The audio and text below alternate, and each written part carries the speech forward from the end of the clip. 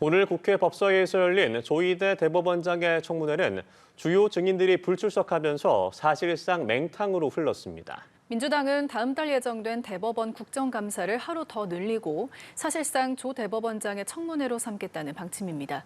이재동 기자입니다. 국회 법사위가 조희대 대법원장의 대선 개입 의혹을 따져보겠다며 개최한 청문회. 예고대로 조 대법원장을 포함한 주요 증인들이 모두 불출석하자 민주당 의원들은 대법원을 직접 찾아가자고 나섰습니다. 국민들 앞에 나오시는 것이 번거로우시다면 저희가 직접 찾아가 알현토록 하겠습니다. 그때는 아마 숨을 곳이 없을 것입니다. 국민의힘은 여당이 대법원을 또다시 겁박하고 있다며 반발했지만 이재명 대통령 이 재판 재개되면 당연히 당선 무효되고 결국 대통령 자리에서 쫓겨날까 봐 하는 거 아닙니까? 결국 10월 예정된 하루짜리 대법원 국정감사를 현장 검증을 포함해 이틀로 늘리는 안이 민주당 주도로 통과됐습니다. 국정감사장에 조 대법원장을 출석시켜 사실상의 청문회를 다시 진행하겠다는 것으로 국민의힘은 거세게 항의했습니다.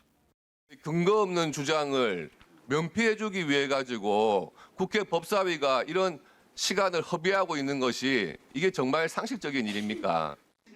민주당은 내란 재판의 주심인 쥐기현 부장판사의 룸사롱 접대 의혹에 대해서도 따져본다는 계획인데 특히 지 부장판사가 의혹이 불거진 이후 휴대전화를 교체했다는 사실을 새롭게 공개하며 압박 수위를 끌어올렸습니다. 지기현 부장판사가 수시로 자기 핸드폰을 바꿨습니다. 휴대폰 바꾸는 이유는 명백합니다. 뭔가 꺼내는 게 있기 때문입니다. 민주당은 또 익명 제보자를 인용해 대법원 감사 결과 발표를 정면 반박하기도 했습니다. 지 부장판사가 아닌 제보자가 비용을 지불했으며 거액의 비용이 드는 접대였다는 게 민주당의 주장입니다. 제보자는 1년에 한 번이 아니라 지난 수년간 본인이 직접 20여 차례 룸살롱 접대를 했다고 말했습니다. 법사위는 여당 주도로 조 대법원장과 지 부장판사 등을 대법원 국감 증인으로 채택해 사법부를 둘러싼 극한 대치를 예고했습니다. 연합뉴스TV 이재동입니다. 검찰청 폐지 등의 내용을 담은 정부조직법 개정안이 국무회의를 통과했습니다. 이로써 검찰청은 1년 뒤에 역사 속으로 사라지게 되는데요. 한편 국회 법제사법위원회는 민주당 주도로 이른바 조희대 청문회를 진행했습니다. 조 대법원장 등 주요 증인은 불출석했고 여야는 거세게 맞붙었습니다. 이와 관련한 내용을 포함한 정치권 이슈들 이동학 전 더불어민주당 최고위원, 손수조 국민의힘 미디어 대변인 두 분과 이야기 나눠보겠습니다. 두 분 어서 오십시오. 안녕하세요. 예. 자, 정부조직법 개정안이 국무회의에서 의결되면서 이제 검찰청은 1년의 유예 기간을 거쳐서 사라지게 됩니다. 먼저 남은 과제는 과연 무엇일까? 이 부분 어떻게 보십니까? 아무래도 새로운 제도가 들어오다 보니까 이 정합성이 가장 중요하지 않을까 싶습니다. 네. 기관과 기관이 지금 새로 생기는 일이다 보니 이것이 손발이 서로 맞아야 되거든요. 그래서 수사하는 기관과 나중에 기소하는 이 기관 간에 여러 가지 협력을 이제 모토로 이제 새로 생기게 되는 것이거든요. 네네. 근데 그런 차원에서 지금 주요 쟁점이 되고 있는 게 보안 수사권입니다. 이 앞에서 수사를 했고, 근데 만약에 공소청에서 판단할 때 이것이 미진한 수사라면 수사를 더 해야 되는데 이거를 그냥 요구만 하게 할 것인지 아니면 그냥 공소청에서 보안 수사를 하게 할 수 있을 것인지 이 부분이 이제 큰 쟁점이 되고 있는데 네네. 검찰이 그동안 수사와 이 기소를 같이 해오면서 그거를 활용해가지고 자기들이 판단할 때 용서해주고 싶은 사람은 자기네 선에서 그냥 용서해주고 누군가 죄가 없는데도 그냥 덮어씌우기로 그냥 끝까지 괴롭히는 경우들이 있었거든요. 이제 그거를 확실하게 끊어내려면 이 권한 자체를 주면 안 된다라고 하는 여러 요구들이 있어서 아마도 1년 동안은 그런 것에 대한 시뮬레이션 이런 게 있지 않을까 싶고요. 예. 두 번째로는 경찰의 수사의 기능이라든가 이런 것이 이제 검찰이 수사했던 능력보다는 좀 떨어질 우려가 있다. 그래서 이것이 하루하루가 고역으로 살아가고 있는 이 국민들은 어쨌든 수사가 늦춰지고 있는 점, 그리고 제대로 만약에 수사가 이루어지지 않으면 대국민 법률 서비스의 대상자들이 국민들인데 이 국민들께서 불편을 겪으실 수가 있잖아요. 근데 그런 것들을 최소화하기 위한 방안들은 무엇일까? 저는 이러한 부분들이 주요 쟁점 쟁점으로 아마 1년 동안 논의가 되고 만들어지지 않을까 싶습니다. 예. 그러니까 중수청과 공수청이 각각 행정안전부와 법무부 산하에 이제 설치가 되는 건데 1년의 유예 기간 어떤 과제들이 있겠습니까? 예, 그렇습니다. 이제 78년간 이제 유지되었던 검찰청이 이렇게 단번에 이제 다 폐지가 되었는데요. 사실상 너무나 이제 날치기로 급속적으로 이렇게 검찰청을 없앴기 때문에 향후 어떤 집이 지어지는지에 대한 그림이 아무것도 없는 상태입니다. 그래서 뭐 집을 허물 때에는 어떤 집을 기둥을 어떻게 세우고 뭐 예를 들면 말씀 주셨던 보안 수사권이라든지 그리고 다 쏟아져 나오는 지금 수사관이나 검찰들을 어떤 식으로 어떤 기관에 배치할 건지 등등의 이런 문제들이 굉장히 모호한 상태로 남아있는 것입니다. 그래서 앞서 이동학 최고님께서도 말씀하셨듯이 결국 이 법률 서비스의 여러 가지 수사가 미진할 때의 피해는 결국 국민이 보게 되는 것인데 예를 들어서 수사가 미진해서 그런 것들이 사건들이 계속 중첩되고 계속 쌓일 경우에는 이 피해는 고스란히 어디로 가겠습니까? 그러니까 이런 문제들이 앞으로 남은 기간 동안 지금 해야 될 부분인데 너무나 졸속으로 일당이 독재적으로 처리했던 법안이기 때문에 사실상 지금 1년의 유예 기간 동안 이 모든 것을 시뮬레이션 하기에는 너무나 그 피해가 고스란히 우리가 입는다라는 것이죠. 우리는 바라건대 이 법안에 대해서 대통령의 거부권이 발동되어야 된다 이렇게 생각을 합니다. 지금 당장 이 모든 것을 세세하게 시뮬레이션 돌리기에는 피해가 크니 이번 한 번은 다시 이재명 대통령이 거부권을 행사하면서 다시 한번 여야가 너무나 중대한 사안이기 때문에 다시 한번 논의하고 국민들께도 다시 한번 동의를 얻고 어떤 집을 어떻게 지을 것인지 다시 한번 논의하는 그런 시간을 가지는 것이 저는 더 바람직하다고 봅니다. 네, 공백에 대한 우려를 좀 말씀을 해주셨고요. 이런 가운데 이재명 대통령이 검찰을 향해서 작심 비판을 내놨습니다. 검사들이 되지도 않는 것을 기소하고 무죄가 나오면 면책하려고 항소, 상고해서 국민들에게 고통을 준다 이렇게 이야기를 했는데 이 대통령의 발언 어떻게 들으셨습니까? 사실 검사가 수사권과 기소권 가지고 수많은 사람들을 고통에 넣었던 일들은 한두 가지가 아니었죠. 그러니까 윤석열 전 대통령도 그랬잖아요. 그러니까 결국 무죄가 나도 다시 우리가 항소한다. 그리고 대법까지 간다. 근데 그 과정 동안 피의자로 입건된 사람들은 그냥 자기가 대처할 수 없으니까 변호사를 무조건 사야 됩니다. 그러니까 대법에서 최종 무죄가 나온다 하더라도 이미 내 재산은 검찰 출신 변호사에게 재산이 다 털려 있는 상태입니다. 이것이 전관 특혜까지 지금 연결되어져서 그동안 법조 가족들이 먹고 살았던 방식이에요. 그래서 이 부분에 대한 비판을 한 것이고 또 한 가지는 1심에서 무죄가 나왔습니다. 그러면은 검사 입장에서는 자기가 열심히 수사해가지고 이걸 입건을 시켰는데 그게 무죄가 나오면 본인의 무능인 거잖아요. 근데 그걸 인정하기 싫으니까 항소를 또 합니다. 항소 과정에서 그 사람은 다시 또 변호사를 사고요. 근데 1심 무죄가 나온 건 중에서 항소심 가가지고 유죄 판결 나는 경우가 5% 정도라고 합니다. 이거는 95%가 어마어마한 피해를 보고 있는 거죠. 그리고 2심에서 그렇게 해가지고 2심에서 또 무죄가 나왔어요. 그러면 대법으로 간 경우에는 얼마만큼 유죄율이 나오느냐 보니까 3%밖에 안 나온다고 합니다. 그러면 상당히 많은 사람들이 그 과정을 통해서 어마어마한 고통을 받게 되잖아요. 그러면 검찰이 의도를 갖고 그렇게 할 수도 있고 본인들의 무능을 감추기 위해서 의도적으로 국가 행정력을 이런 식으로 낭비시키는 경우인데 이런 부분들에 대한 대책이 필요하다. 그리고 유명한 법원이 있지 않습니까? 10명의 범죄자를 놓치더라도 한 명의 무고한 시민을 범죄자로 만들어서는 안 된다. 이게 분명한 거거든요. 근데 지금 말씀하셨던 이런 비판 논조는 사실은 그 법원을 완전히 형해화시키는 그런 행동들이었기 때문에 저는 이 부분에 대해서는 일리 있는 비판이었다. 그리고 그것에 대한 이 대안을 법무부에서 빠르게 만들고 그것이 입법이 필요한 거면 국회에서 법을 빨리 통과시킬 필요도 있겠다 이렇게 봅니다. 네, 대통령의 비판 메시지에 정성호 법무부 장관도 항소, 상고 관련 규정을 바꾸겠다라고 예고하면서 호응을 했는데요. 국민에게 고통을 주는 검찰이라는 대통령의 발언 어떻게 들으셨어요? 글쎄요, 대통령께서 직접 나서서 이렇게 이제 사법 체계에 대해서 그렇게 말씀을 하시는 것은 저는 정치적 프레임을 씌웠다 저는 이렇게 판단을 합니다. 그러니까 사실상 3심제 대한민국 사법 체제에서의 3심제라는 것은 결국 어떻게 보면은 국민께서 이제 항소하고 상소하는 법 부분에 대해서 최소한의 안전장치를 둔 것이 저는 삼심제라고 생각을 합니다. 그래서 예. 10명의 뭐 이제 범죄자를 놓치더라도 한 명의 무고한 시민을 지켜야 된다는 그 말씀이 결국은 이 삼심제를 통해서 지켜줄 수 있는 부분도 저는 있다고 보거든요. 특히나 지금 이재명 대통령께서는 5개의 재판에 지금 진행 중인 상황, 피고인으로서의 그 상황이기 때문에 어떻게 보면 이 기소의 남발을 이야기하시기보다는 본인이 재판 중인 이 사건에 대해서 충분한 증거와 논리로 국민 앞에서 그 죄를 털고 가시는 것이 오히려 더 먼저가 아닐까라는 생각을 했고요. 그래서 이것이 어떻게 보면은 사법 체제의 어떤 잘못된 부분을 짚어준다는 뭐 의미로 민주당에서는 해석을 할 수는 있겠지만 우리 국민께서 볼 때는 본인도 이렇게 재판을 하고 있는데 이것에 대해서 털지도 못하고 이 사법 체계만 나무라는 것 아닌가 뭐 이렇게 생각하실 수 있지 않겠습니까? 그래서 지금 뭐 어느 그 헌법에도 진행 중이던 대통령의 재판을 대통령이 당선되었다고 해서 멈춘다라는 법은 없거든요. 그래서 기존에 진행되고 있던 5대 재판의 재개를 빨리 속개해야 된다라는 것이 국민의힘의 입장입니다. 예. 자, 이재명 대통령의 발언에 대한 두 분의 의견을 좀 들어봤고요.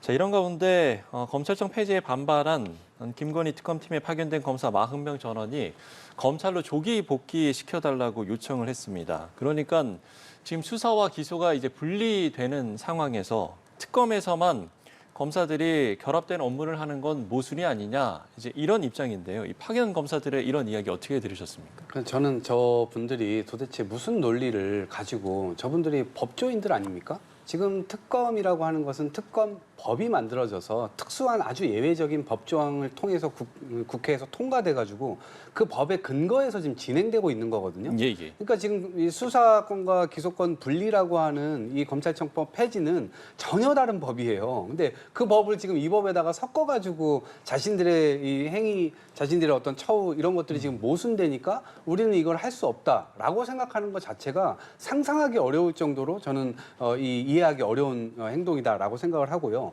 그리고 대한민국의 어떤 공무원이 저렇게까지 국회에서 입법을 해가지고 국가 전체의 어떤 틀 속에서 그걸 바꿔가려고 하는데 어느 공무원이 이걸 바꿀 수가 있죠? 예컨대 우리가 군부대가 인구가 줄어들어가지고 어쨌든 그거 군부대를 효율화하기 위해서 어떤 사단은 없애기도 하고 어떤 사단은 다시 합치기도 하고 옮기기도 하고 이렇게 하잖아요. 근데 군인들이 그걸 반대합니까?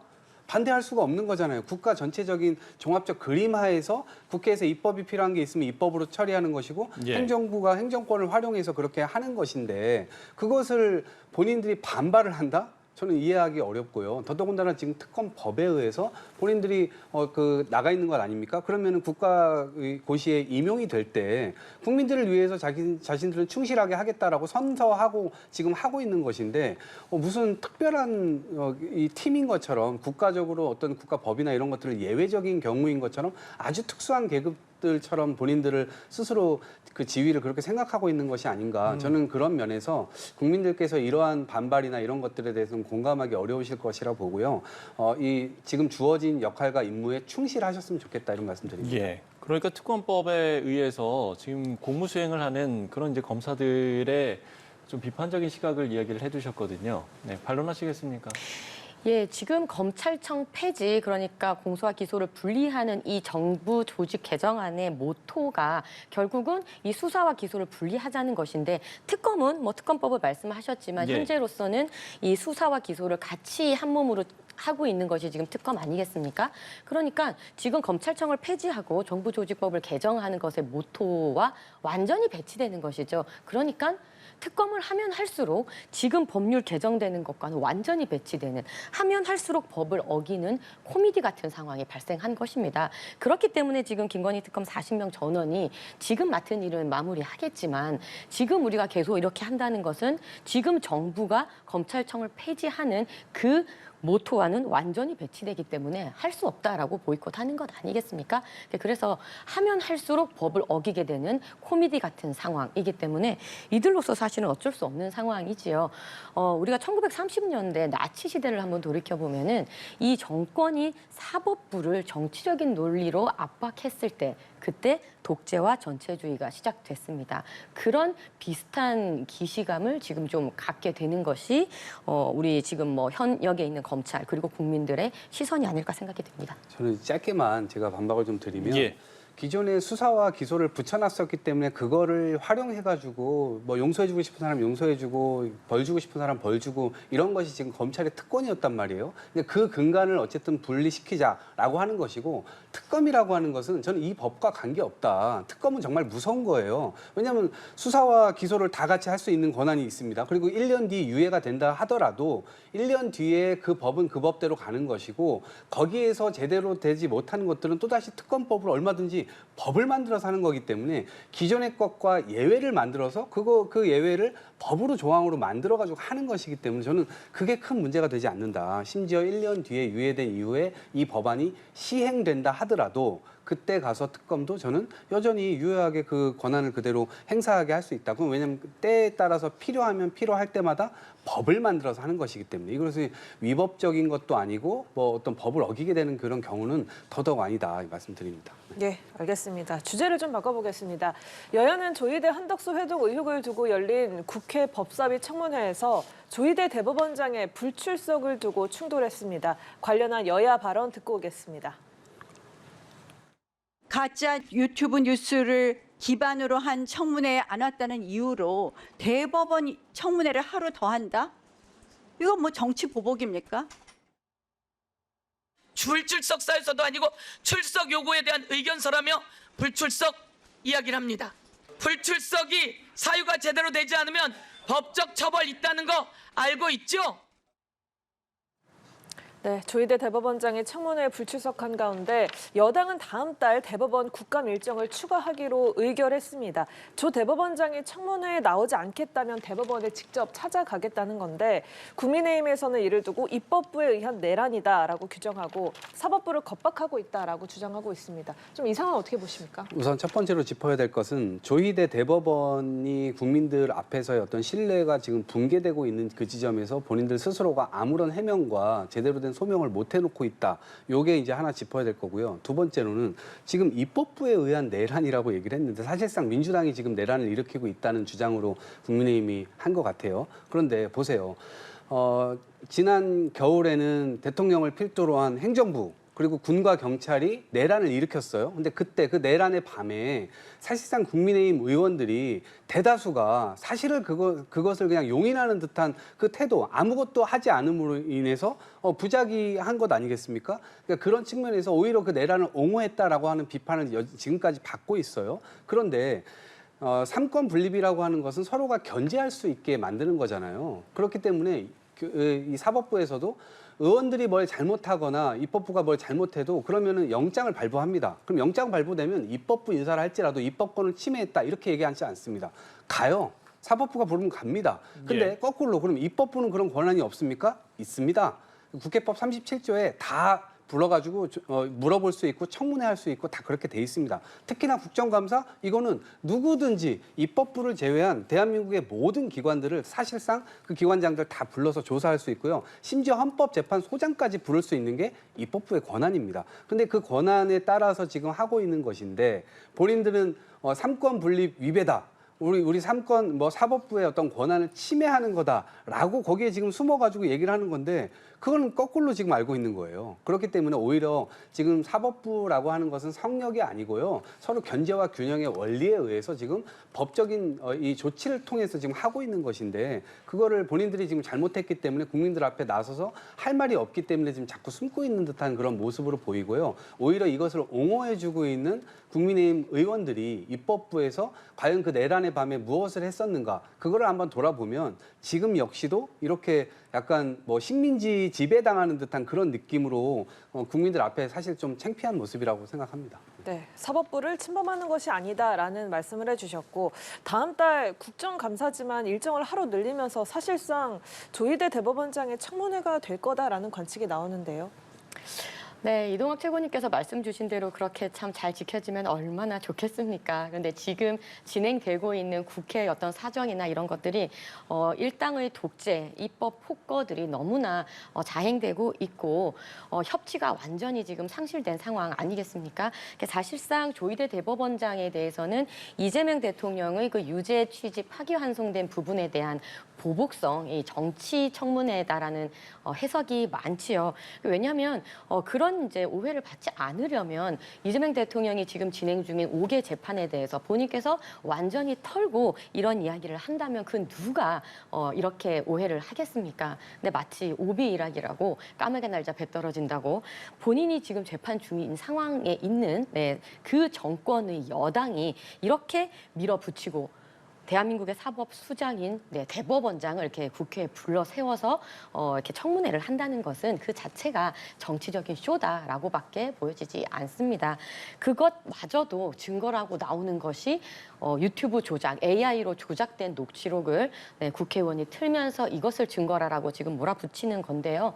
당연히 이 청문회는 사실상 이제 붕어 없는 붕어빵이다 이런 말씀도 나오시던데 조이대 없는 조이대 청문회가 될 수밖에 없었던 상황입니다. 이게 무리한 그런 정치적 쇼였다라는 말씀을 드리고 사실상 이런 정치적인 해석이 안 되려면 저희가 누누이 말씀드리고 있지만 진행 중에 있는 이재명 대통령의 5개 재판을 빨리 속개해서 털고 가시는 것이 이 모든 사법개혁, 본인께서 원하시는 사법개혁, 검찰개혁에 더 명분 있고 더 주장의 힘이 실릴 것입니다.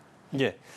자, 윤석열 전 대통령의 내란 혐의 사건 재판장인 지기현 부장판사의 룸살롱 접대 의혹을 조사한 대법원이 일단 결론 보류 판단을 내렸습니다.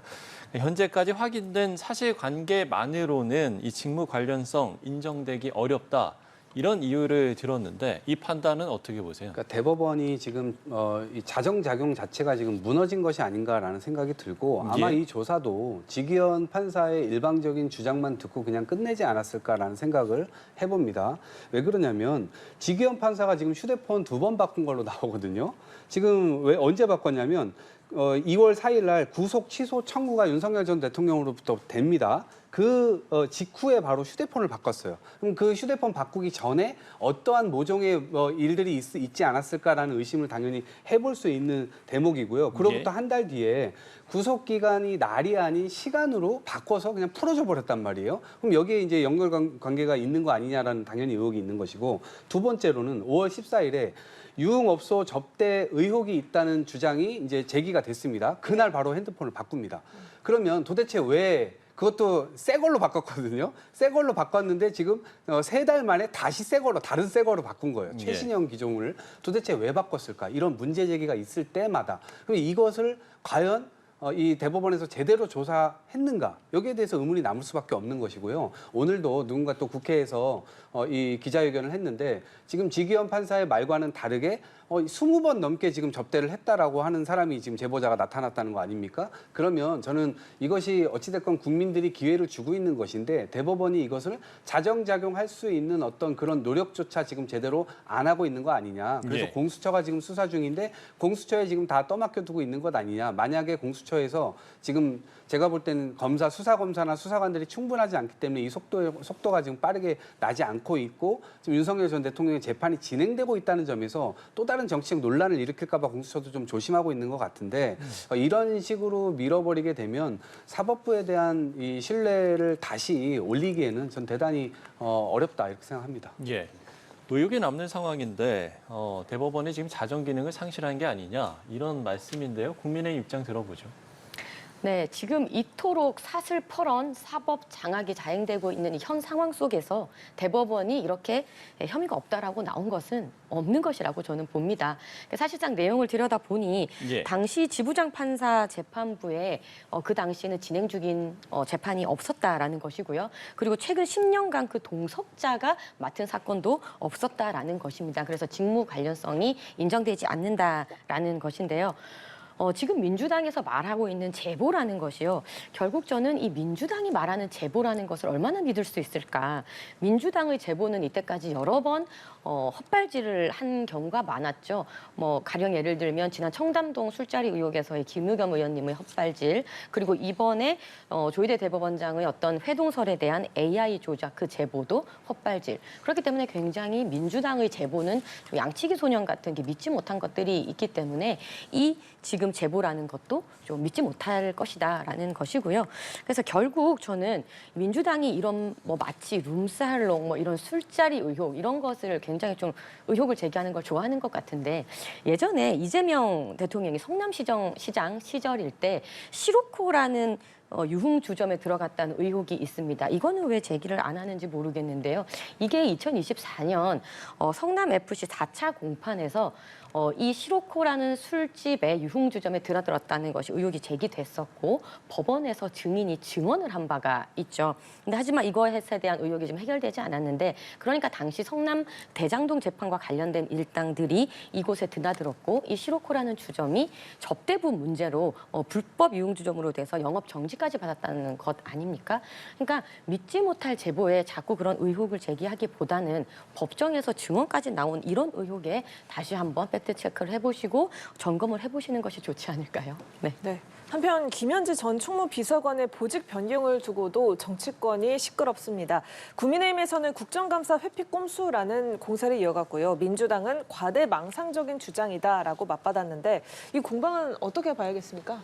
뭐 일단 국민의 녹을 먹는 공직자의 경우는 국회에서 부르면 뭐 당연히 나와가지고 발언을 해야 됩니다. 그리고 나온다 하더라도 제가 볼 땐 크게 문제 제기를 국민의힘에서 할 게 없을 것 같아요. 왜냐하면 지난 뭐 청문회라든가 인사청문회라든가 이런 것들을 보면 화력이 그렇게 좋지 않고 또 폐부를 찌르는 어떤 질문이나 이런 것들로 뭐 국민들을 시원하게 하거나 그런 능력 자체가 지금 상실되어 있는 것 같거든요. 아니나 다를까 지금도 거의 뭐 20년 전, 30년 전 얘기로 사실상 인사비평을 하고 있는 그런 상황 속에서 나온다 하더라도 도대체 왜 나오라고 하는 거지? 이것에 대한 명분이 지금 제가 볼 때는 너무 약해 보여요. 그러니까 오히려 이런 것에 대한 의혹을 제기하고 뭐를 하려면 국정감사 아니겠습니까? 그러면 대통령실에 국정이 제대로 돌아가고 있는가? 대선 이후에 취임 직후에 지금까지의 인사나 예산 이런 것들이 제대로 관리가 됐었는가? 이런 부분들에 대해서 초점을 좀 맞춘다면 국민들께서도 그것은 일리가 있다 보실 텐데 그게 아니라 지금 20년, 30년 전 시민단체 얘기하고 있거든요.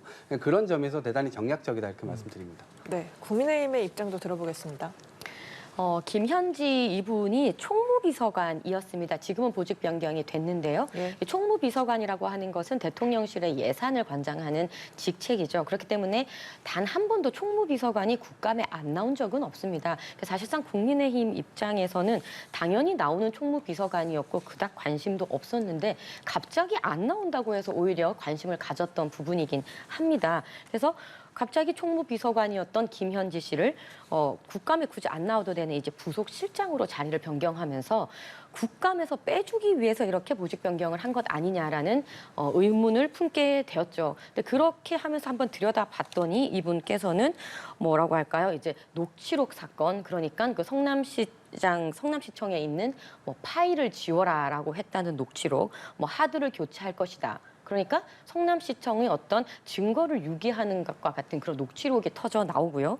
대장동에 아파트가 있고 성남FC와 관련된 개입설이 터져 나오고요. 아까 이동학 최고님 말씀하셨던 게 바로 이 부분 같은데 예전에 그 성남의 제21이라는 시민단체 시절에 성남시청으로부터 18억 원의 지원금을 받았는데 이것을 어느 사업을 했는지 어떻게 돈을 썼는지에 대한 자료를 제출하라 했더니 자료도 없고요. 뭐 이런 등등의 의혹들이 터져 나왔습니다. 그래서 사실상 이 부분은 저는 좀 민주당과 이재명 정권이 조금 실기한 것 아닌가. 굳이 이렇게 관심을 끌 필요가 없었는데 이제는 만사 현통이다. 그러니까 모든 것은 김현지를 통해서 이루어진다라는 만사 현통이라는 말까지 나오게 됐기 때문에 이러한 의혹들을 떨치고 가야만 하는 형국이 되었습니다. 예, 알겠습니다.